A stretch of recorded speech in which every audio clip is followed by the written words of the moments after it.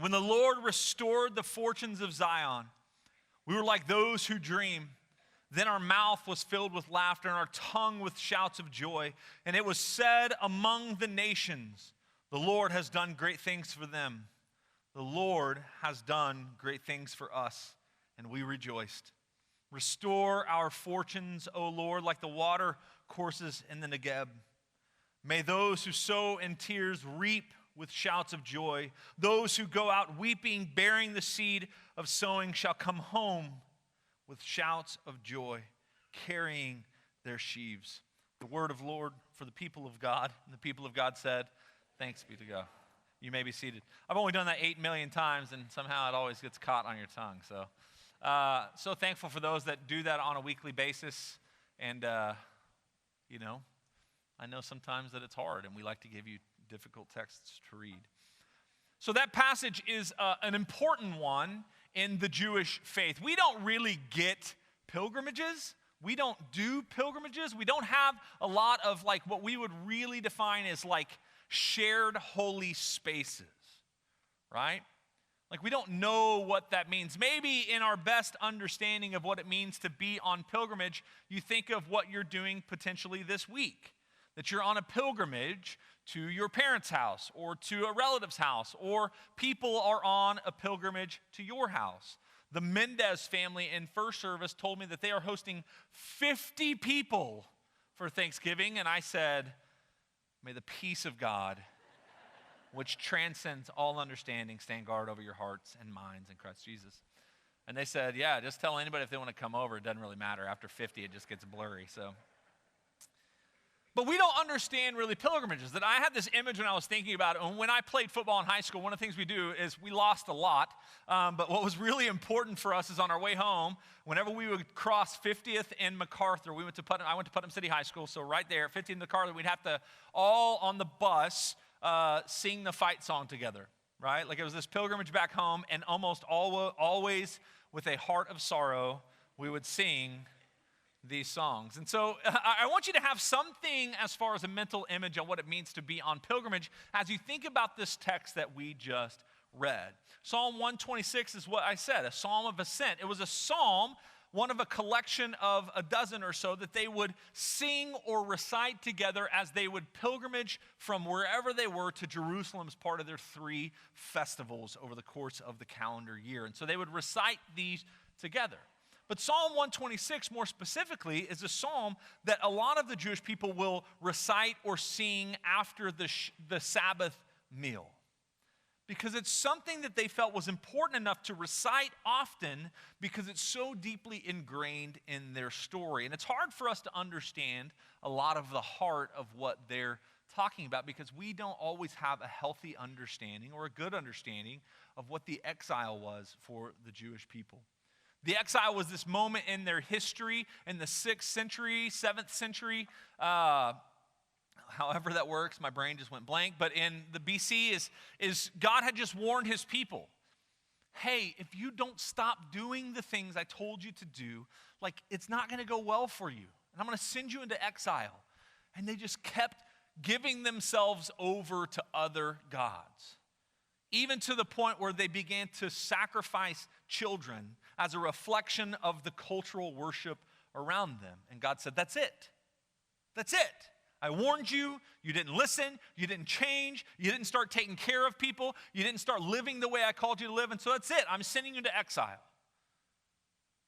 So much of the Old Testament is pointing to and flowing out of the exile. The whole story of Scripture has that heartbeat behind it. I'm going to talk a little bit more about that next week as we start Advent, because that's really the spirit that should help us center ourselves towards Christmas. It's a real chipper way to be centered towards Christmas. It's a powerful part of the story of God. But there's this moment where God says, I'm going to bring in the Babylonians, and they're going to destroy the city of Jerusalem. And just these horrific experiences of loss of life, loss of identity. The temple itself was leveled, and the people were pulled from their home, God's promised land, and taken into captivity. This deep, deep lament fills the spirit of the Jewish people still today because of that moment in history. Eugene Peterson, in his book, A Long Obedience in the Same Direction, he talks about this. He walks through all the Psalms of Ascent as part of this book, as a study on discipleship. But he talks about this moment in Psalm 126, and I think it gives us a perspective. And so I want to read it. The words will be on the screen. I'm going to read it a couple times just to help it kind of sit in our spirit. It is clear in Psalm 126 that the one who wrote it and those who sang it were no strangers to the dark side of things. They carried the painful memory of exile in their bones and the scars of the oppression on their backs. They knew the deserts of the heart and the nights of weeping. They knew what it meant to sow in tears. Christian joy is not an escape from sorrow. Pain and hardship still come, but they are unable to drive out the happiness of the redeemed. Did you hear that? The writers of this passage, they carried the painful memory of exile in their bones, the scars of oppression on their backs. They knew the deserts of the heart and the nights of weeping. They knew what it meant to sow in tears, but Christian joy is not an escape from sorrow. Pain and hardship still come, but they're unable to drive out the happiness of the redeemed.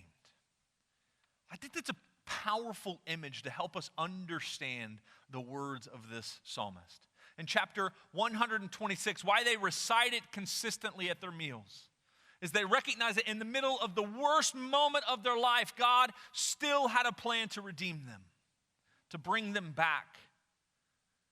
And they sing of that. When the Lord brought back the captive ones of Zion, that's another one of the translations we read. We were like those who dreamed.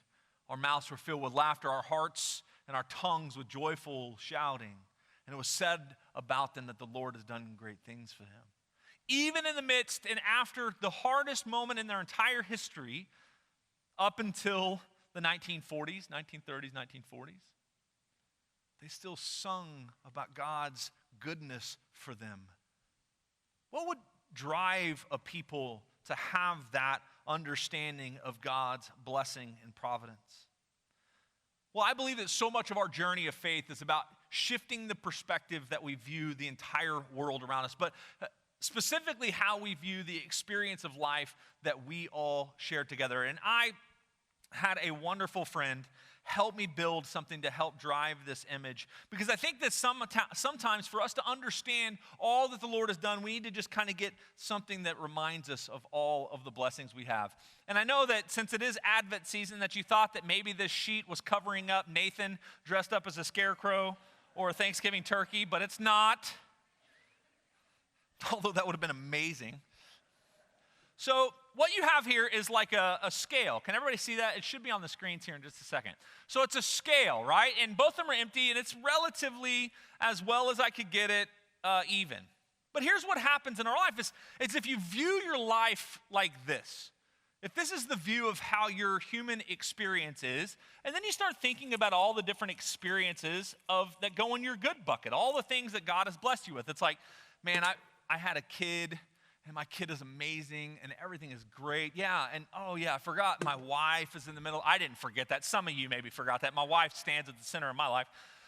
Yeah, and then I got that job I wanted. Oh man, I'm so thankful that I had that. Man, and I get to share these sweet moments with all of these people in my life. And so all of a sudden, like, we realize before we know it, our bucket of blessing and goodness is just really full of incredibly powerful and significant moments. God has done so many great things for us. Look how full our bucket is of the good stuff. But then what happens in our experience is we have these moments that don't go as well. The loss of somebody. This moment where we lose that job. Maybe our kid gets sick. And all of a sudden, 1,000 blessings don't have the ability to outweigh the few moments of sorrow, heartbreak, and difficulty. And so in the middle of this, what happens is we see our perspective of God's providence through that lens. We don't take it into account that God has done so much and blessed us so abundantly, because all we can see is the heartbreak that we experience. And I don't want to detract from that moment. I know specifically that there are people in this season, holiday season is the worst for you. Because there's something about this season where there's so much joy and happiness and all these things, but you feel the deepest sense of loss that you feel all year. So I'm not detracting from those things. Still recognize that there are difficulties, and that is part of this life that we've been blessed with. But what I'm trying to help us understand is that our perspective has to shift. You know, like we've experienced exiles, which weights down the way we view the providence of God. But in the middle of all of that, the thing that's the most important thing to remember is that we have Jesus in our lives. The psalmists aren't writing about Jesus. They don't know about Jesus in that moment, like Jesus the specific. Like they're longing towards the Messiah who's going to redeem them, but they don't understand that we have Jesus. And if everything else, if I filled that second bucket, the bucket of difficulty up with 1,000 pounds of things, placing Jesus in your life is the ultimate scale tipper. That's the perspective shift that the psalmist in Psalm 126 wants you to see. Is that there's nothing that can remove the joy of knowing how much God has done for you. The grace and life of Jesus in our life, it's the ultimate weight. It is the ultimate blessing. There's no experience, positive or negative, that can shift the depth of what God has done through us, through Jesus for us. We have to remember the goodness of all that God has done for us. A life of joy, a life of thanksgiving, a life of rejoicing. It starts with remembering all that God has done to fill our bucket. And I think one of the important things is we're wired to remember. We're wired to remember. Now, let me give you an example. How many of you have already subscribed to Disney Plus? Come on now. Don't be embarrassed. How many of you have, okay, put your hand down. How many of you have at least heard of Disney Plus? All right. Disney Plus, 10 million memberships in the first week. 90% of it is old people wanting to watch the stuff they watched when they were young. The first thing I did is I went in and I put Darkwing Duck in my list, Tailspin in my list, right? Because these are my like 90s shows, man. We were born to remember. There's something that happens inside of us when we begin to remember and reflect on these things. We convince ourselves, like, this is going to be way too much commentary. We convince ourselves that there was a day in the past where everything was easy, right? For me, it was always this reminder, like, I didn't just know what my parents were going through. Now that I have a son, I'm like, my son has no idea what we're dealing with, but his life is great, right? Man, everything's perfect, and we're just like, ah! Not really, we're great. But Disney Plus is almost exclusively built on nostalgia, on the emotional response we have to our memories. Those things matter. Our memories have incredible significance. Like you think about one of the worst parts of Alzheimer's is that it removes and strips the people we love of their memories. And sometimes it's all we have. So I want to walk through something just to help drive home the importance of nostalgia. And let's just see if this works for you like it did in the first service. How does this picture resonate with you? Can you smell that photo? Right. I saw that come across Facebook. I was like, yeah, that's it. All right, what about this one? How many of you remember driving in the back of your parents' car and that ashtray? The only thing we did with the ashtray, because I wasn't smoking when I was 8, is we just played with it a lot, right? I was like, because this was my iPad when I was young, right? What about that one? If you're an Edmondite, you remember Randy's? Rest in peace, Randy's. What about this one? That's a throwback, right? I think TGY died about like 1990, I think, if anybody knows that more specifically. What about this one? Right, so pause for just a second. I have some more, but think about it. Every picture that comes up, are you just simply looking at pictures, or is something stirring up inside of you? Is it sparking a memory or a moment? Like Friday nights at Blockbuster, like how could that be the coolest thing a kid can do? And I'm just like wandering around like, look at all these movies, right? Like now it's just like, I guess we'll rent this one. All right, what about this one? If you're a kid of the 90s, I remember when my brother, he asked for his birthday or Christmas his own phone line, right? Do you remember that? Now people ask for cell phones. And that was the phone they got him too, which was wild, and you thought you were the coolest kid in the world. All right, what about the next one? Come on now. Cafeteria pizza. All of a sudden, I'm in Rollingwood Elementary School. Just enjoying that. I think I maybe have one more. And then you got some ice cream. Is there any more, Jana? Are we good? Well, those still happen. I still see those all the time. Tongue depressor and ice cream. It's awesome. But we feel that in those moments, the power of remembering. The power of remembering all that God has done in your life is significant. To remember these moments that you have been blessed and kept near the heart of God. And at the heart of this series, AC, over the last 4 weeks, has been preaching on foundations, of laying a foundation in this church for who comes next. You know, you have all of these names, and I love it. Like, people were freaking out. Specifically, Shelley Page was freaking out because her daughter took up this big heart. But AC and I both were like, dude, that's the coolest thing ever, man. Like, our kids are signing in to say we're in for this thing. Now, they don't know what they're doing, but we're going to hold it to it. You know, like, when Caroline grows up, I'm going to be like, Caroline, let me bring this out. You committed, right?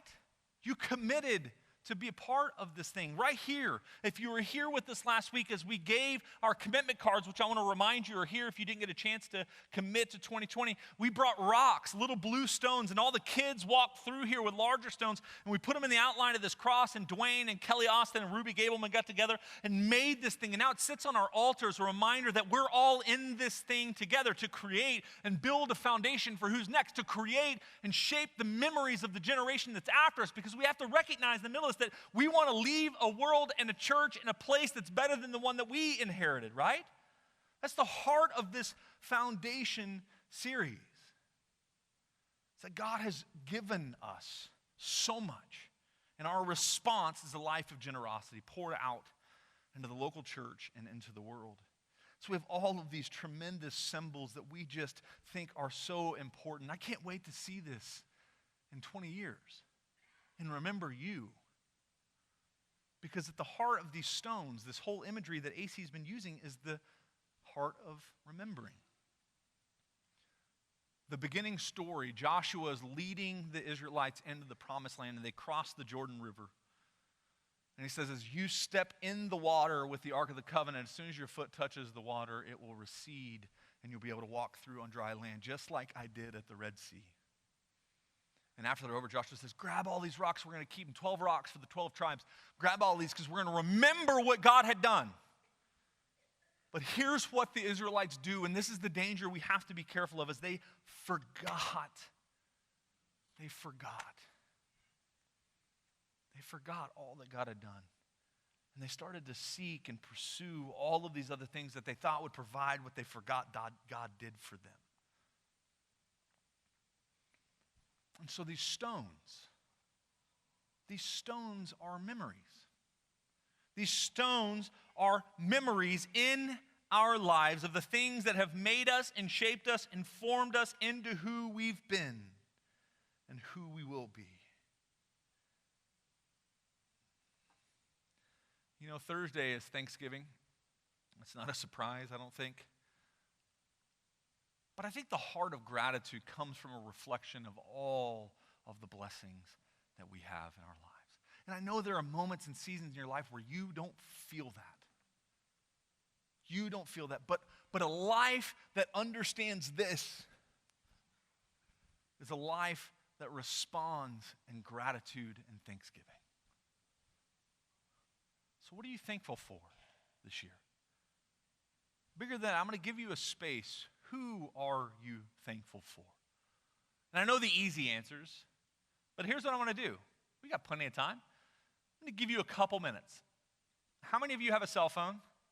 Pull it out. I know you've been looking at it anyway. Pull it out. I want you to take 30 seconds to a minute to text somebody. If you're a texter, if you're not a texter, we have thank you cards. We'd love for you to grab this. But I want you to just text somebody that's not maybe at the forefront of your mind or who you give thanks for, but it's somebody you want to just remind them how much they mean to you and how thankful you are. So take just a minute to text them, and I'll just look awkwardly at you. Just tell them thanks. Thanks for being there when I needed you. Thanks for loving me well. Thanks for the way maybe it's a parent that you haven't talked to in a while, and it's time to reconcile that. Maybe it's somebody that you know it mean a lot to. And like I said, there are cards up here if you'd rather do it that way. A handwritten letter has incredible power as well.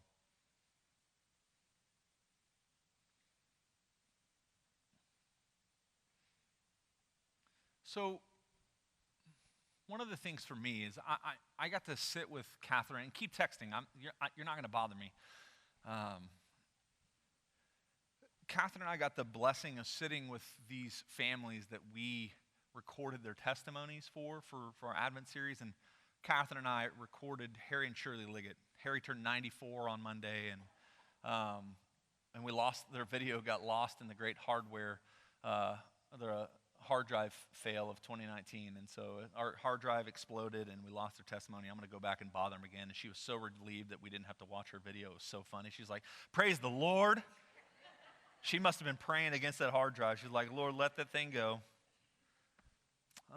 But I got to sit by these people and I get to hear these stories of the people in their life and the experiences of their life, these stones that helped make them who they were. And a lot of people refer to Jim and Nancy Decker a lot. And if you aren't familiar with that, if you're a guest with us, this hallway out here you call a foyer, we call Decker Hall because Jim and Nancy Decker gave their life for hospitality. Gave their life. And I bet, especially in the first service, if you walked around and started asking how many people came here or stuck here because of Jim and Nancy Decker, you would have an incredible amount of people that would say that was them. Marvin Nelson's another one. Stones. Reminders of how much God has done for us. There's these moments, there's these people. And then I started to think about my own journey. And I started to think about what it means to be celebratory because God has done great things for me. And I believe that God has done great things for us. So we'll be filled with joy. You may not know this story. I graduated high school in 2000. If I've shared some of this, you just have to forgive me. Graduated in 2000 and moved to Edmond. I went to UCO and was looking for a church because that's what I did. I grew up in the church and really Jesus changed my life when I was in high school. And so I was looking for a church, and I had some connections in New Covenant. So I came to New Covenant, was at 15th and Bryant, and immediately I was like, man, this church is different. This church is different. So I volunteered off and on. I volunteered when Brian was in youth ministry. I met with him weekly at Panera Bread, which is just such an incredible blessing that I get to do church with you again, man. It's like, dude, I've been dreaming about this since we were in high school, man. And now we get to act like fools in December. Together. You'll know when that comes. So volunteered when Brian was here and just was connected. I played drums with Brandon Grissom. If you remember Brandon, we played drums together, played music together, and I just felt connected at New Covenant. And I would change and shift and move because I was a transient college kid, and I would just find the next church that would pay me money to play drums. That was my life, and I'll just admit that and confess that right now. But New Covenant was always that second home for me. In 2006, I started volunteering. Devin Noonan was the youth director here, if you're familiar with her, and I started volunteering in 2006. And she ended up leaving, moving up to Chicago with the entire rest of that friend group. And I threw my name in the hat. I was like, hey, they're looking for a new youth director. I'll put my name in the hat. So in 2006 into 2007, I applied to be the youth director here. And if you know my story, you know that I did not work here from 2007 to 2012. So I'll let you fill in that gap, and I make sure AC knows about this every time I talk to him about it. But they didn't hire me, and there's lots of really legitimate reasons why they didn't hire me. Many, many legitimate reasons. So I worked at Church of the Servant in 2008, and I was bitter, man. I was really frustrated with New Covenant.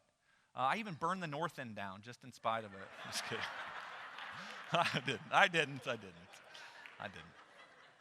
So, but I worked at Church of the Servant from 2008 to 2012, and it was just like some of the most formational time of my life. And then in 2012, I got a phone call while I came back from spring. If you don't know that building called the North End used to have another half of it that got burnt to the ground by an electrical fire, not because of me. 2012, I'm working at Church of the Servant. I just got back from a spring break trip, and I get a phone call from Clay Midkiff. Hey, Jay, we're looking at making a transition in student ministry. You interested? And every part of me wanted to say, no, forget you guys. But immediately, I was like, yeah, I'll interview, I'll entertain the idea, I'll pray about it, right? Like all those pat answers, like, yeah, give me a few days to think about it. And I came, and I'm not even sure we interviewed. And I came on staff in 2012 because this place is one of these stones for me. I remember when I came in 2000 meeting Jeff Bull, meeting Kevin Harway, who doesn't go here anymore, and being shaped and formed by these people in my experience. And then I came back in 2012, and they banished me to the North End for 2 years out of punishment for what I did. But I worked in student ministry, and I began to cultivate relationships with students, but it's really hard, just admittedly, to build friends and cultivate relationships with older folk here whenever you're over there, because that's where your life is. 2014, AC, who is maybe the largest stone of my life. Stupid AC. And he just saw something in me. And it's the reason I came back, is because I knew that he believed that people that maybe weren't ordained had the ability and power to be ministers for Christ. And some churches don't believe that. You may not understand that. He said, hey, I think you should be our associate pastor. And I said, what? Pardon me? I think you should be our associate pastor. And I'm like, okay, I'll start dreaming that. About that time, AC had invited me. Jimmy Doyle just left, who's also this huge stone in my life. Jimmy Doyle just left, and I came, and I started preaching, and subsequently killed the Sunday night service that he started. And in the middle of all of that, AC and Bill Junk said to me, Jay, I think you're going to be a preacher. And here's what I'm going to do is I'm going to open up a pathway for you to go to seminary. And I'm going to make it where it's not a burden on you. And I went to seminary. And I thought I was done with ministry. I'm telling you, when I was leaving Church of the Servant, I thought I was done. I was like, what am I going to do? I have very limited skills. I could be a car salesman, maybe. Maybe I could be a politician. Oh, thank you, Lord. And I came back here. In 2014, I became the associate pastor. I finished seminary. I've been working in this ministry, and I've never felt more sure that God has me where he wants me. That God has provided all of these stones along my journey to reaffirm that I am created to be a preacher and a pastor. All these people that believed in me and lead me, and I look around this room and I see hundreds of other stones in my life. I am who I am because of the stones that have built my foundation. And over the last 7 years, there have been multiple stories of my life that have been created by the people that inhabit, that are a part of this church. You are my people. You have made me who I am. There's this craze on Facebook that's been going over the last few days or a week or two, and it's like this 10-year challenge. And man, I look like an idiot 10 years ago, but all I know is the man I was in 2009 is not half of the man I am today. And there's a lot of things that went into that, but I'm telling you that you have made the most significant impact in my life outside of my family and outside of a few other people that have impacted me over the course of my life that got me to come here. I don't know if you understand the gravity and weight that your love and life poured out for people carries. Because when I think about our scale, when I think about the good things, it's not only is Christ and these experiences that we can pinpoint, but my cup overfloweth with the people of God that have said, we believe in you, we love you, and we're for you. And I know that that's not the experience of everybody in this room. That sometimes you feel like church isn't the place where you get that connection. That you don't have people who love you and care for you. But I'm telling you, if you give us a shot, I guarantee you the stones that build the foundation of this next season of your life will be the people that are sitting in the pews next to you. AC said it this last week, and I'm saying it again, is that God has great things in store to us. And how do I know that? When the Lord brought back the captive ones from Zion, we were like those who dreamed. Our mouths were filled with laughter and our hearts with joyful shouting. They said among the nations that God has done great things for us. The Lord has done great things for us. We don't always see it, but the story of you and the story of me and the story of this place is that God has overwhelmingly done good things for us. And he will not leave us nor forsake us. He is on our side, and he has tremendous dreams. And I see him ahead of us, looking back with this broad smile, saying, let's go. Come on. Man, I'm so thankful. I'm so thankful for you. And for the chance to serve here. Will you pray with me? And for me. Oh, man. God, you are good. God, if all of it strips away, if there's no building, if there's no stuff, even if there's no people, God, you are still good. You give and take away, but blessed be your name. So God, we give you the thanks that only you are worthy of. We give you the gratitude that only you deserve. God, help us. Help us to remember the power and influence we have when we invest our lives into other people. We never know who the next Jay is, or the next Nathan is, or who the next Jim is, or the next Bill Junk, or the next Jeff Bull, or the next Sarah Thompson. I mean, there's so many people. We never know who the next one that God has put their hand on because somebody just came and said, hey, I love you and I'm with you. How can I help you? So God, empower us, inspire us, challenge us to be the stones in which the next generation builds their lives upon, that it cannot be about us anymore.